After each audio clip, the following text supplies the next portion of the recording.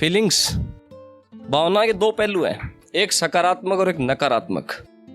सकारात्मक प्रेम है, नकारात्मक द्वेष है। वो द्वेष किस तरीके से जहर बनता है सोसाइटी में, समाज में, वो बताना चाहता हूँ एक कहानी के माध्यम से, जो कविता के रूप में सुनाऊंगा आपको। दो बच्चों की कहानी है, दो लड़कियां हैं, बच्ची हैं, 5वीं कक्षा में पढ़ने वाली, 5वीं 6ठी कक्षा में। दोनों एक ही स्कूल में जाती हैं, एक जैसी ड्रेस पहनती हैं, त्वचा भी एक जैसी है, खून भी एक जैसा है, नाम अलग अलग है, मजहब अलग अलग है। एक का नाम वाहिदा, एक का नाम चुनिया।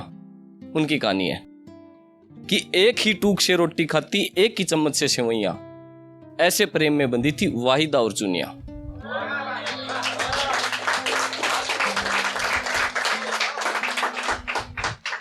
एक ही टूक से रोटी खाती, एक ही चम्मच से सेवैयां, ऐसे प्रेम में बंधी थी वाहिदा और चुनिया। ना खतरा चुनिया के राम को था, ना वाहिदा के इस्लाम को। ना खतरा चुनिया के राम को था, ना वाहिदा के इस्लाम को, क्योंकि दोनों ने देखी खूबियां, ना देखी कमियां, ऐसे प्रेम में बंधी थी वाहिदा और चुनिया। एक रोज कक्षा में पंथ निरपेक्षता का अर्थ सुना। अपने संविधान की विशेषता है प्रस्तावना में। एक रोज कक्षा में पंथ निरपेक्षता का अर्थ सुना, सुनकर दोनों ने पिताओं की बातों को मन में बुना। सोच रही थी दोनों कितनी जहरीली है दुनिया, एक टूक से रोटी खाती, एक चम्मच से सेवैयां, ऐसे प्रेम में बंधी थी वाहिदा और चुनिया। चुनिया के पिता राकेश और वाहिदा के इफ्तिकार थे। चुनिया के पिता राकेश और वाहिदा के इफ्तिकार थे। ये दोनों भी धार्मिक जलन के शिकार थे।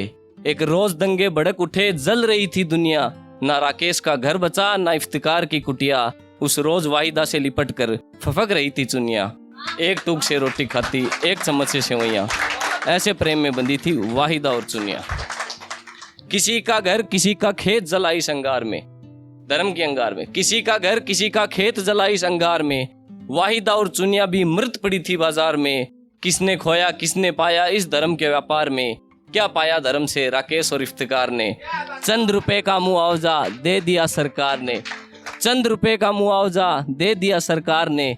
क्या अर्थ से लौट आएंगी वाहिदा और चुनिया, क्या धन से लौट आएंगी वाहिदा और चुनिया। एक टूक से रोटी खाती, एक चम्मच से सेवैयां, ऐसे प्रेम में बंधी थी वाहिदा और चुनिया।